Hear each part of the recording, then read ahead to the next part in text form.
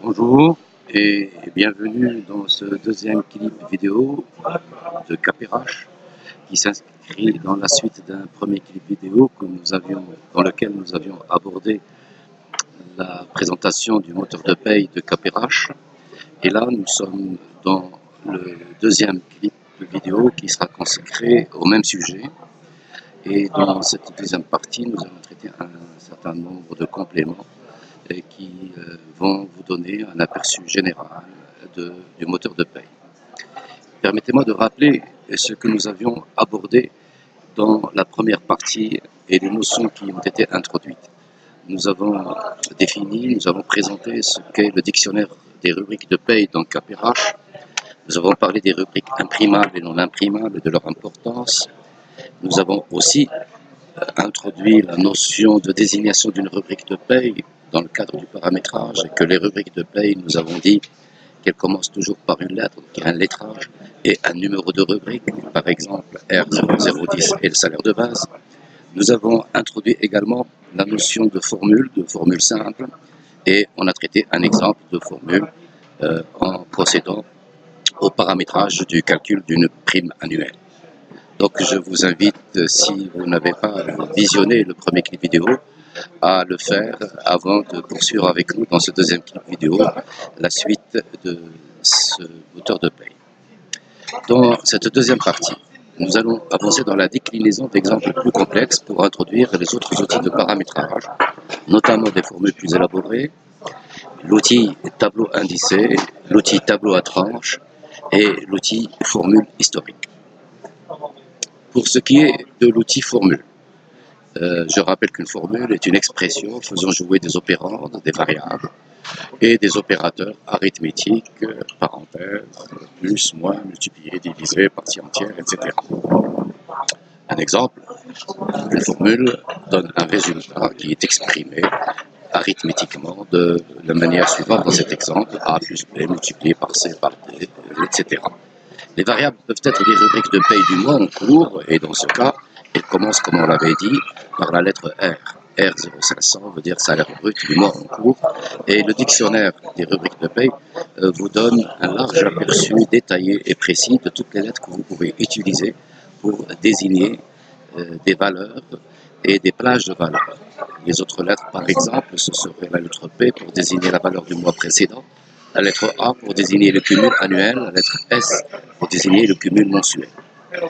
Et en fait, de manière exhaustive, je vous montre ici toutes les lettres qui seront utilisées. Je vous laisserai voir un peu, mais dans le logiciel, vous pouvez afficher également ce tableau qui explique donc les légendes des rubriques. Et à titre d'exemple, la lettre X, comme ici, désigne la valeur du mois de l'année précédente, du même mois de l'année précédente N-1.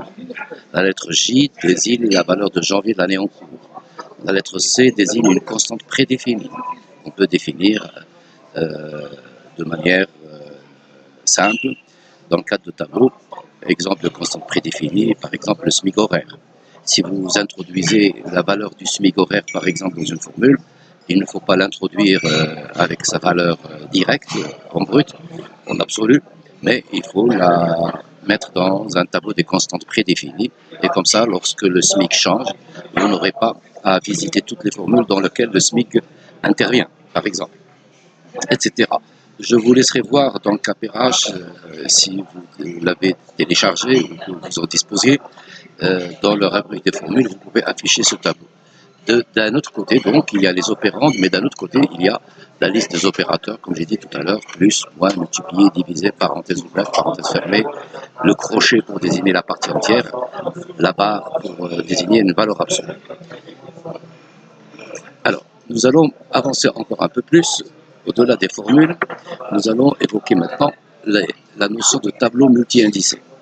Un tableau, comme vous le voyez ici dans cette image, est un tableau comme on peut le concevoir de manière simple, sauf que ici, dans Capirache, on peut traiter un tableau qui part d'un indice, c'est-à-dire que l'entrée dans ce tableau, la lecture de ce tableau se fait à travers ces indices-là, soit un seul indice, soit deux indices, soit trois indices combinés, soit quatre indices, et la combinaison de ces indices va nous donner les valeurs recherchées.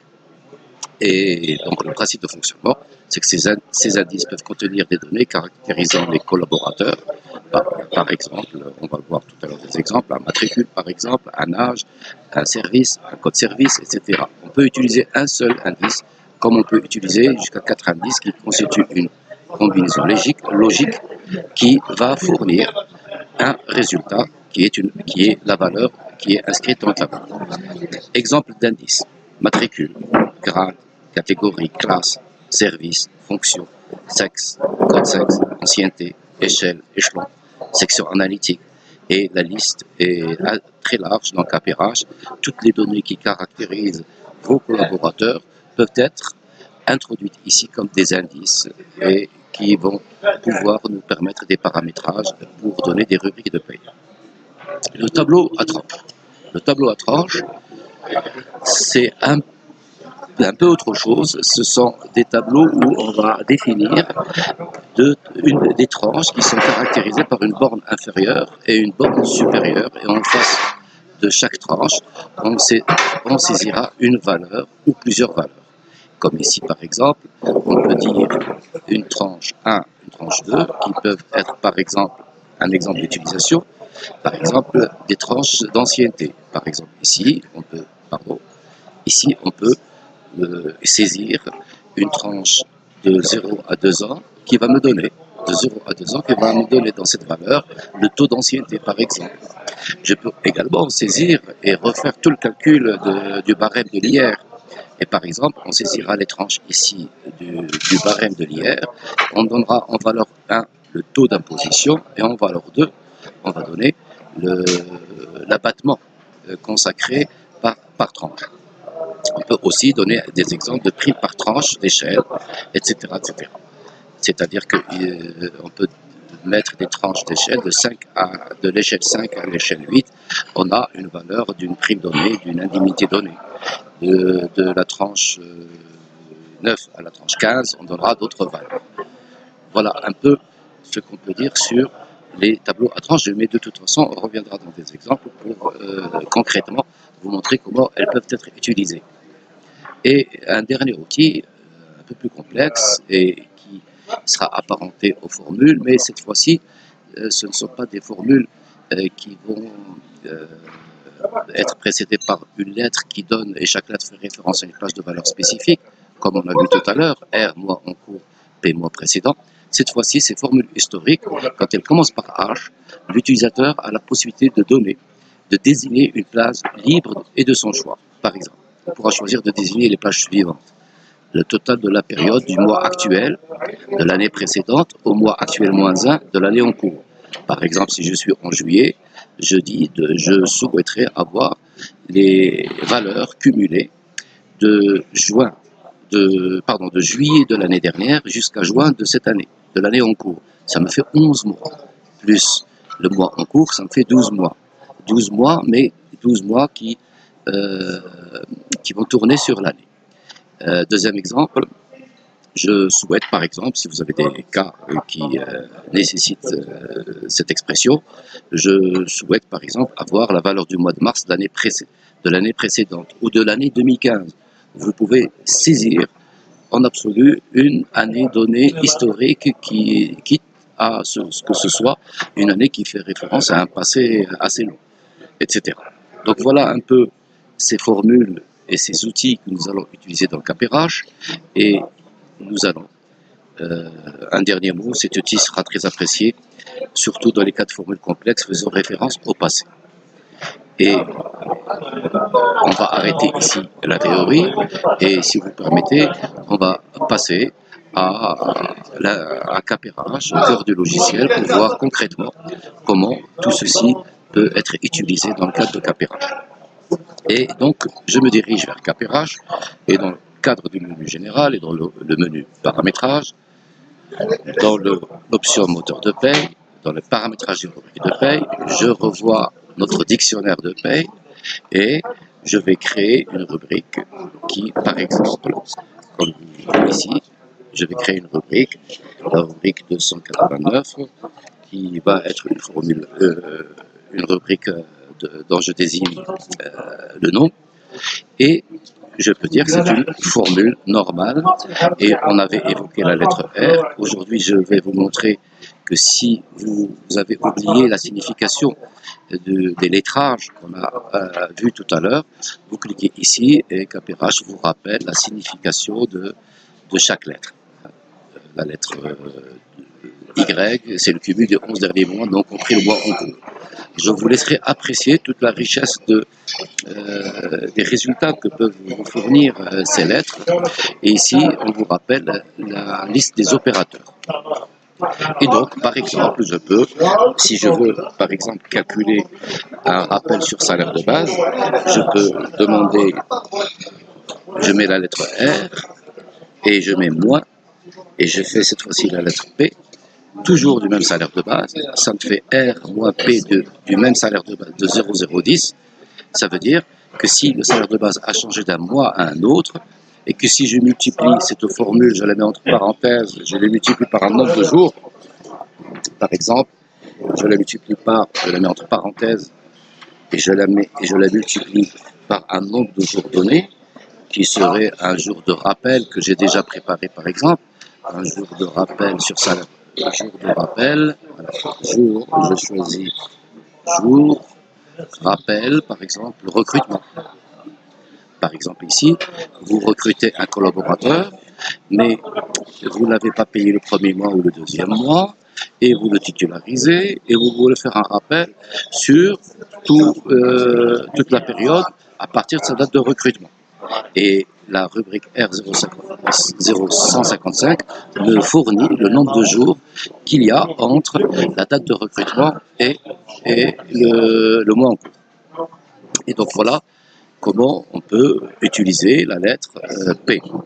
Mais je ne peux pas vous expliquer et vous montrer tous les exemples qui font référence à toutes les lettres. Un petit conseil, quand vous avez analysé une problématique de paie, vous l'analysez calmement et vous la couchez sur un papier et vous vous dirigez vers ce dictionnaire et l'ensemble de ces formules que j'ai et de ces lettres que j'ai évoquées tout à l'heure et vous trouverez la solution. Ça, en ce qui concerne des formules avec des lettres hors de R et de P. Et donc, je vais quitter et je vais maintenant, si vous le permettez, introduire la notion de tableau indicé qu'on a évoqué dans la présentation. Le tableau indicé, on va le trouver également dans le moteur de paie, mais pas dans le paramétrage rubrique de paie, on va le trouver dans variable indicée, donc dans les tableaux indicés. Et un tableau indicé, c'est des tableaux qui vont nous permettre de saisir des tableaux nouveaux. Par exemple, ici, j'ai déjà des tableaux préparamétrés, par exemple, une unité de transport, une prime, un taux de prime de pénibilité. Et je vais vous expliquer que, au fait, comme on a vu dans la présentation, vous avez ici un indice 1, un indice 2, un indice 3. Je vais créer un tableau nouveau. Je vais choisir un numéro de tableau qui n'existe pas, le tableau numéro 12. Le tableau numéro 12. Et imaginons, je vais lui donner un nom, supposons que c'est des primes encadrement, par exemple. Et imaginons que cette prime d'encadrement dépend, je crée une ligne du tableau, dépend de l'échelle. Par exemple, un collaborateur qui est à l'échelle 10, donc il dépend du grade, par exemple, du grade, c'est-à-dire de la catégorie. Un collaborateur qui est dans le grade 1, je vais lui donner une prime de 500 dirhams, une deuxième ligne. Un collaborateur qui est dans le grade 2, je lui donne 750 dirhams. Un collaborateur qui est dans le grade 3, je vais lui donner 1000 dirhams, etc., etc. Donc, et on valide le tableau, et ce tableau-là, qui est le tableau numéro 12, rappelez-vous, tableau numéro 12, et j'ai mis dans l'indice 1 le code catégorie, le code grade, je vais le valider, je le valide, mais à ce stade-là, c'est juste un tableau qui est à l'extérieur de notre dictionnaire des rubriques de paie, c'est-à-dire que cette prime d'encadrement, on vient de définir juste ses valeurs, mais on ne lui a pas donné toutes les propriétés. C'est quelle rubrique, est-ce qu'elle est imprimable, pas imprimable, est-ce qu'elle est imposable, pas imposable, est-ce qu'elle est assujettie à des cotisations de sécurité sociale. Et donc, pour compléter notre formulation, on, on rejoint le moteur de paie et on crée une rubrique. Je vais créer une rubrique, par exemple 259, je vais l'appeler prime d'encadrement également. Prime d'encadrement.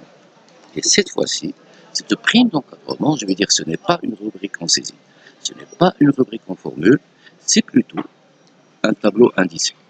Et dans ce cas, KPRH me donne la possibilité de choisir parmi les tableaux que j'aurais créés au préalable, quel tableau correspond à la prime d'encadrement.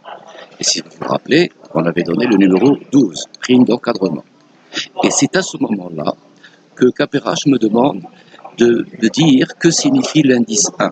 C'est à ce moment-là que je lui dis que l'indice 1 correspond au code catégorie du collaborateur. Si code service, je vais chercher le code grade. Voilà, code catégorie, c'est la rubrique numéro 35. Et voilà. Et le tour est joué. À partir de ce moment-là, KPRH sait que cette rubrique 259, qui est une prime d'encadrement, fait référence à un tableau indicé ici, et que c'est le tableau numéro 12, et que l'indice 1 correspond au code catégorie, et que je vais calculer tous les mois et accorder à tout le personnel mensuel. Et je continue à décliner les autres propriétés. C'est une rubrique de gain. Elle est éditable. Je ne dis pas non éditable. Elle est imposable. Elle participe à l'ancienneté. Elle participe au brut total. Elle participe aux assurances, à la CNSS, à la CIMR, si je suis dans une entreprise privée. Sinon, si je suis dans une entreprise publique, elle rentre dans l'assiette du calcul de la retraite RSAR, du MGPAP, de la MGPAP, de l'homme-femme, de la MOCNOPS, etc., etc. Voilà donc, maintenant, je viens de terminer effectivement le calcul et la définition de la rubrique qui fait appel à un tableau indicé.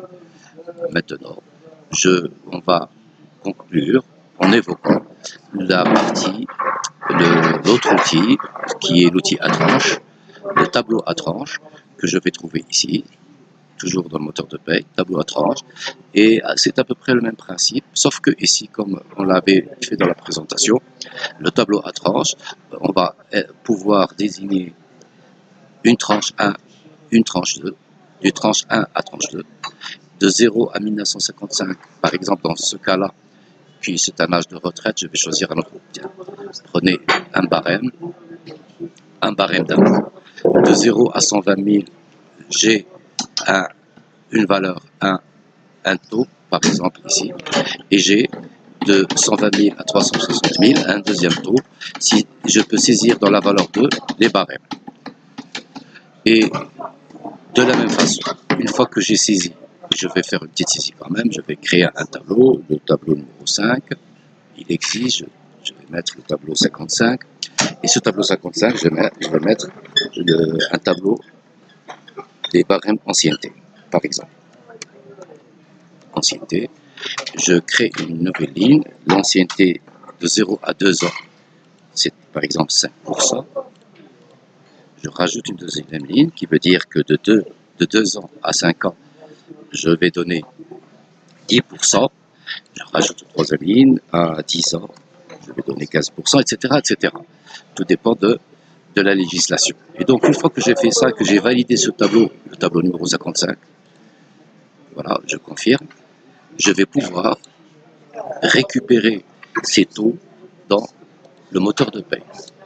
Je viens ici et je crée une rubrique nouvelle à laquelle je vais donner un nom, je vais l'appeler, je vais récupérer le taux ancienneté. Le taux ancienneté. Ce taux ancienneté, ce n'est pas une formule comme on l'a dit, c'est pas un tableau indicé, c'est plutôt un tableau à tranche. Et là, KPRH me demande quel est le tableau que vous souhaitez utiliser. Je vais lui dire que je veux utiliser le tableau 55. À quoi correspond l'indice tranche? L'indice tranche, on a dit le 2, 5, 15, etc. C'est le nombre d'années d'ancienneté dans l'entreprise. Eh bien, je vais chercher dans mon dictionnaire, est-ce que KPRH me fournit le nombre d'années d'ancienneté? La rubrique 4, effectivement, et le nombre d'années d'ancienneté. Et je lui dis que dans ce tableau qui pouvait me donner jusqu'à 4 valeurs, je choisis le taux d'ancienneté que j'ai saisi dans la valeur 1. Et dans ce cas, c'est largement suffisant. Et comme propriété, puisque c'est un taux, c'est une rubrique non imprimable, puisqu'elle ne participe pas au état payé jusqu'à maintenant, et c'est tout. Et je valide. Donc je viens de récupérer le taux d'ancienneté, etc. Voilà ce qu'on peut dire sur ces formules. Il me reste juste à vous parler de rubriques formules de type complexe que je vais vous montrer maintenant avant de terminer ce clip vidéo. Par exemple, une valeur donnée, une prime X. Si je cherche une rubrique de type non pas formule simple, mais formule historique. Dans ce cas, KPRH me demande de lui dire quelle est la plage des valeurs dans le temps que je cherche. Est-ce que je cherche à aller à partir de janvier jusqu'à, par exemple, de l'année en cours, jusqu'à mars de l'année en cours, par exemple. Et là, qu'est-ce que je lui ai demandé? De me donner les valeurs de quoi? De, comme on a dit, H, par exemple, voilà, H historique de la rubrique numéro 10, qui est le salaire de base, et je souhaite cumuler les valeurs de janvier jusqu'à mars de l'année en cours, ou jusqu'à mai de l'année en cours, etc. Ça, c'est la première façon. Comme je peux également chercher de manière, je peux lui donner tout l'historique possible jusqu'à 10 ans avant, ce qui est très très large comme possibilité. Et donc, je peux demander janvier de l'année dernière à août de l'année en cours ou de l'année dernière. Vous voyez toutes les possibilités et toute la puissance que vous procure cet outil de formule historique. Je pense que je viens de terminer ici la présentation du moteur de paye. Il est évident que ce n'est pas suffisant pour tout comprendre, il faut s'exercer, il faut rentrer dans KPRH et faire quelques exercices et expérimenter tous ces outils qui vous donnent de la puissance pour paramétrer n'importe quelle rubrique de paye. Vous ne serez donc pratiquement jamais bloqué. En attendant, je vous souhaite de passer une bonne journée et vous donne rendez-vous donc à un prochain clip vidéo dans lequel on évoquera d'autres sujets intéressants KPRH. En attendant, portez-vous bien et à très bientôt.